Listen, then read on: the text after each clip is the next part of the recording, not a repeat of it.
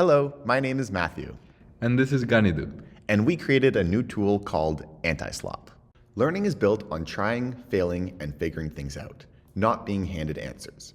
Large language models are increasingly becoming a central part of how people learn to program and are now widely used across the industry. As engineers, when we prompt an LLM with a bug or a problem, it often responds with several possible solutions. We scan through them, pick one that looks best, copy and paste it, and more often than not, it just works.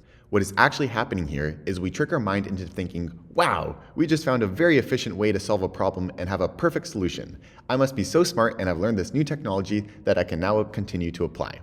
But in reality, much of the critical thinking has been offloaded from our own brains to the language model, and very little learning or deep understanding has actually taken place. That's where our tool comes in, AntiSlop, designed to put the critical thinking back into the learning process for developers and stop creating sloppy code. Visual Studio Code is the most popular code editor in the world. We built an extension from scratch that users can download and add to their programming environment. Instead of giving answers, AntiSlop follows the core principles of learning and keeps developers in the driver's seat by guiding critical thinking as they build, debug, and learn. Let's jump into a demo. Imagine you're a student working with a team to build a game. You've been given the task of handling the physics.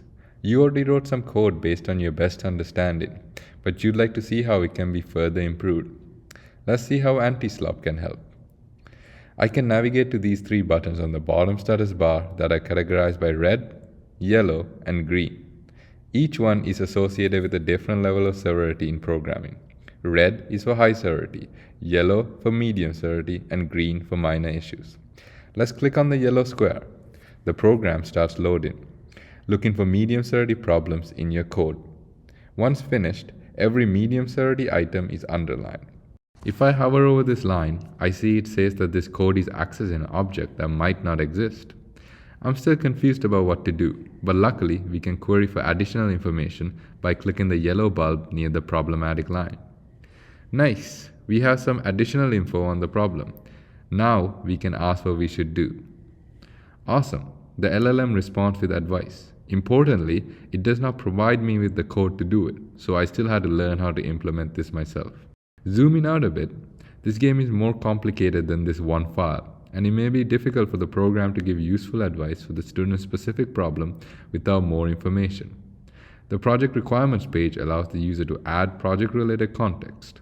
The LLM will use this information to offer more personally tailored suggestions.